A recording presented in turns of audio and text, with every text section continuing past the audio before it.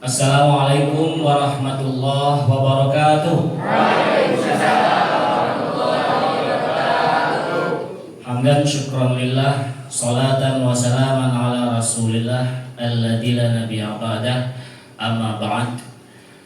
Puji syukur kehadirat Allah Subhanahu wa taala yang senantiasa tak henti-hentinya selalu memberikan rahmat dan karunia-Nya kepada kita semua, sehingga hingga hari ini, jam ini, detik ini kita selalu dalam keadaan sehat walafiat tanpa kurang satu apapun. Kemudian tidak lupa pula, mari kita sampaikan salawat dan salam kita kepada junjungan kita Nabi besar Muhammad sallallahu alaihi wasallam. Allahumma salli ala Muhammad wa ala alihi wa sahbihi wa barik wa sallim ajma'in. Hadirin jamaah musalla Raudatul Jannah Pengadilan Agama Jambi, dalam kaitan ini kegiatan perdana kita dalam rangka tausiah, kalau bahasa pembawa acara tadi kultum, kuliah 70 menit ya. Nah, 70 menit. Sepakat ya? Lo ada sudah sepakat berarti cuma Irfan baik yang sepakat. Oke, kuliah 7 menit, kurang dan lebih mohon maaf, mohon dihalalkan ya. Iya, oke. Baiklah hadirin sekalian yang dimuliakan Allah, bahwasanya tujuan dari hidup kita itu tidak lain adalah wa ma khalaqtul jinna wal insa illa liya'budun. Jadi Allah menjadikan kita, termasuk menjadikan jin dan manusia itu tujuannya hanya satu, yaitu beribadah kepada Allah. Salah satu ibadah yang senantiasa akrab sekali dengan kita, yang selalu dekat dengan kita, itu adalah ibadah sholat. Satu hari itu bisa sampai berapa kali? 6 kali? Oh, wajibnya 5 bagus. Jadi wajibnya 5 kali. Yang dekat-dekat ini siap-siap aja ini. Jadi wajibnya 5 kali. Itulah ibadah yang dekat. Apakah ibadah lain tidak ada? Ada. Ibadah puasa itu nanti akan kita laksanakan nanti pada bulan yang sudah ditetapkan, yaitu bulan Ramadan. Ibadah haji juga nanti akan dilaksanakan pada bulan haji. Zakat juga nanti akan kita laksanakan nanti pada bulan setelah bulan Ramadan. Tapi ada lagi ibadah yang bisa senantiasa kita laksanakan, yaitu bersedekah kepada sesama umat manusia. Nah, langsung Irfan. Langsung Pak ya? Langsung Irfan, paham Irfan ini.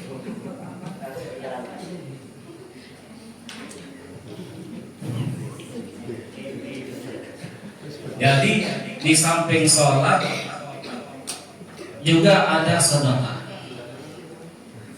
Kalau sholat ini kita itu namanya ibadah ya, kita rata-rata banyak menunggu. Mulai dari kecil kita menunggu untuk dilahirkan, terus kita menunggu untuk belajar, kita menunggu untuk belajar mengaji, kita menunggu waktu sholat, dan terakhir kita menunggu untuk disolatkan. Jadi ikuti proses itu dengan baik. Jangan kita nunggu ambil proses air saja lah, nanti nunggu disolatkan. Jangan, rugi kita ya. Jadi kalau di konteks Mekah Madinah itu, mereka itu hidupnya aman, sejahtera, tidak pernah memikir yang lain. Tugasnya apa? Hari-hari itu cuma menunggu waktu sholat. Jadi waktu sholat datang, azan datang, semua usaha-usaha bisnis itu ditutup semua tuh, nggak ada lagi. Walaupun uang itu, kalau mereka bisnis dagang itu, dagang tasbih, dagang macam-macam itu, ketika sudah azan datang, lah. Jadi walaupun uang itu hampir masuk kantong, nggak ditolaknya azan, kita sholat dulu katanya. Itulah kehidupan yang memang yang enak sekali kita melihatnya, dan dari situlah barangkali barakah yang diberikan oleh Allah kepada penduduk Makkah Madinah itu luar biasa sekali. Mereka tidak pernah miskin. Karena apa? Hari-harinya itu menghargai dan menghormati waktu sholat. Jadi benar-benar itu dimanfaatkan dengan baik. Bisa Pak? Buku ketua panitia. Nah, akan tetapi di dalam kita mengerjakan ibadah itu wajib bagi kita untuk mengusahakan bahwa apa yang kita laksanakan di dalam mengerjakan ibadah itu benar-benar diterima oleh Allah Subhanahu wa taala. Jadi ada 4 syarat yang harus kita ketahui untuk sebagai standar tolak ukur bahwasanya setiap ibadah yang kita laksanakan itu benar-benar diterima oleh Allah Subhanahu wa taala. Yang pertama adalah al-ilmu, pengetahuan. Kalau kita ingin melaksanakan sholat, kita harus paham ilmunya tentang sholat itu. Misalkan mau melaksanakan sholat zuhur, harus kita tahu niatnya seperti apa, harus kita pelajarin. Terus rakaatnya berapa, waktu melaksanakannya jam berapa. Ilmunya dulu. Kalau ilmunya tidak kita kuasai, orang sholat kita ikut sholat juga, orang ruku kita ikut ruku, sujud ikut sujud, tapi niatnya kita nggak sah.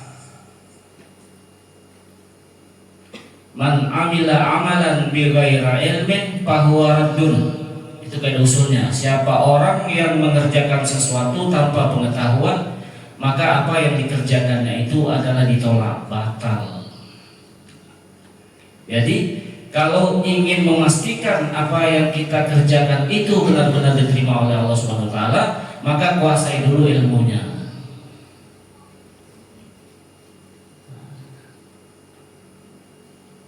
Sholat itu wajib bagi siapa?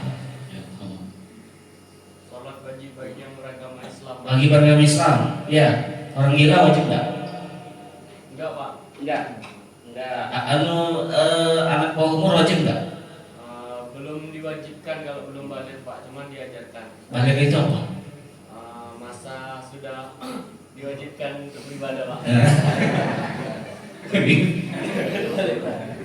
Balik itu berasal dari kata balagha, sampai, kan? Nah, jadi telah cukup umur itu balik. Ciri-ciri balik itu apa? Mana sih? Ini pasti apa ciri-ciri orang balik itu?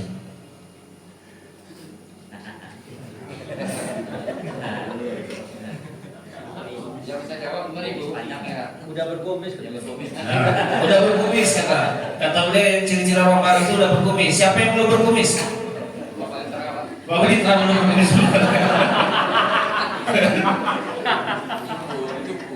Jadi orang yang kena beban taklif itu wajib melaksanakan sholat itu adalah orang yang balik, ya, telah cukup umur untuk melaksanakan sholat wajib hukumnya.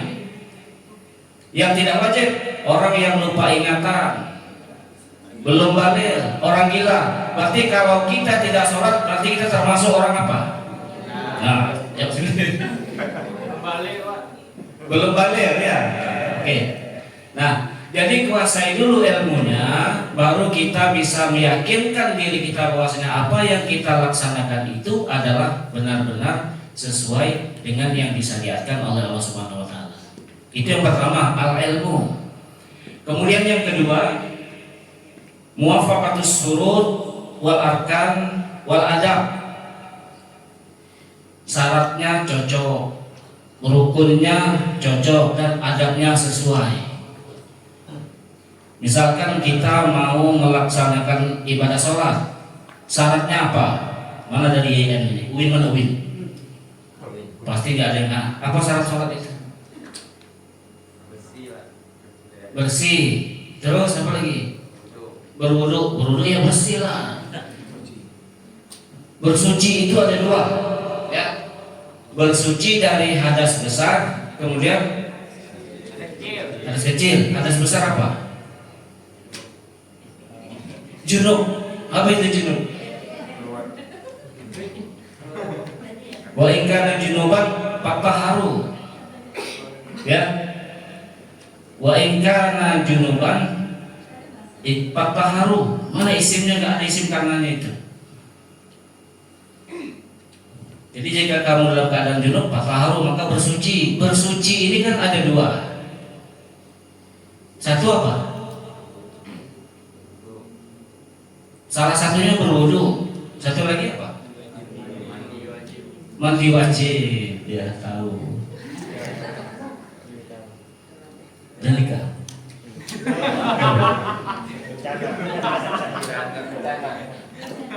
Mimpi Pak. Oh baru mimpi.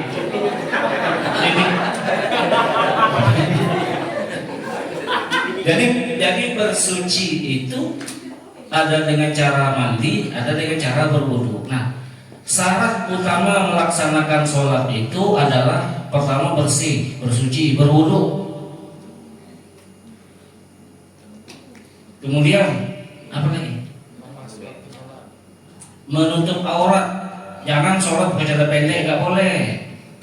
Pakai singlet, pakai celana pendek, orang sholat juga nggak boleh, karena tidak menutup aurat. Lalu menghadap kiblat, ya. Nah, ada berapa tuh? Ada 5.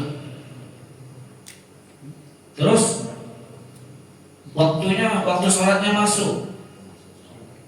Kalau kita tidak pada waktu sholat, berarti kita bukan sholat wajib, sholat sunnah, ya. Kalau pagi sholat duha, kalau malam sholat tahajud.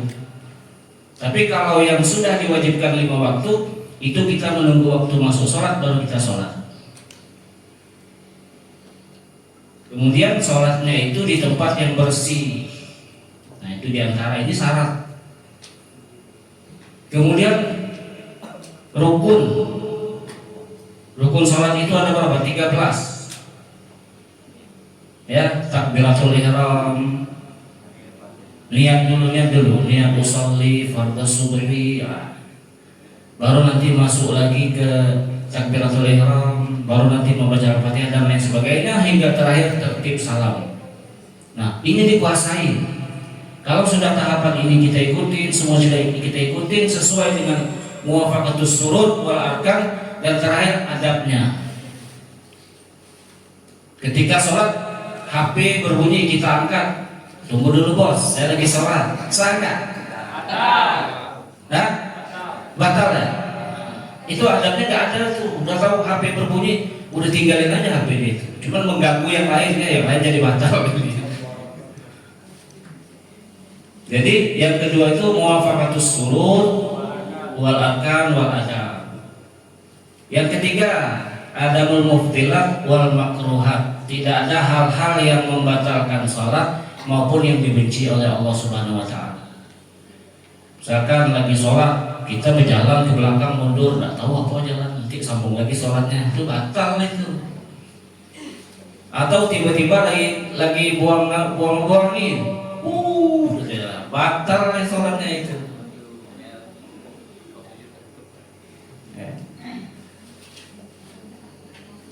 Dan yang terakhir al-halalu fima yata'allaqu bih. Ini sangat penting sekali. Sesuatu yang halal yang menjadi konsumsi kita, yang menjadi pakaian kita, yang kita gunakan untuk melaksanakan ibadah. Hadis mengatakan man akala luqmatan min haram lam yuqbal salatahu arba'ina lailah. Jadi siapa saja yang memakan satu suap dari barang yang haram, Allah tidak akan menerima salatnya selama 40 malam. Satu suap itu. Oh iya, apalagi sampai 1M, 2M, Masya Allah. Begitu juga pakaian manis tarasaban min haram lam yuqbal salatahu ma dama fi. Selama kita membeli pakaian yang bersumber dari yang haram, maka ketika pakaian itu kita bawa, kita gunakan untuk sholat, maka selama itu pula sholat kita tidak diterima oleh Allah Subhanahu wa taala. Nauzubillahi min dzalik. Jadi berhati-hatilah dengan makanan kita, berhati-hatilah dengan pakaian kita, berhati-hatilah dengan sarana yang kita gunakan dalam mendekatkan diri kepada Allah Subhanahu wa taala. Karena ini sangat penting sekali. Kalau kita sudah ilmunya sudah kita kuasai, syarat rukun sudah kita laksanakan, tidak ada yang membatalkan ibadah kita. Tapi ketika yang terakhir ada hal-hal lain yang menjadikan ibadah itu tidak diterima oleh Allah Subhanahu wa taala karena sebab pakaian dan makanan yang kita konsumsi bukan dari bersumber dari yang halal dan thayyiban. Jadi barangkali ini saja tausiah yang dapat saya sampaikan untuk pertemuan perdana ini. Tapi 7 menit saja, sampai panjang lagi bosan dulu. Tidak jadi. Barangkali ini saja, semoga ini bermanfaat bagi kita semua. Banyak maaf. Assalamualaikum warahmatullahi wabarakatuh.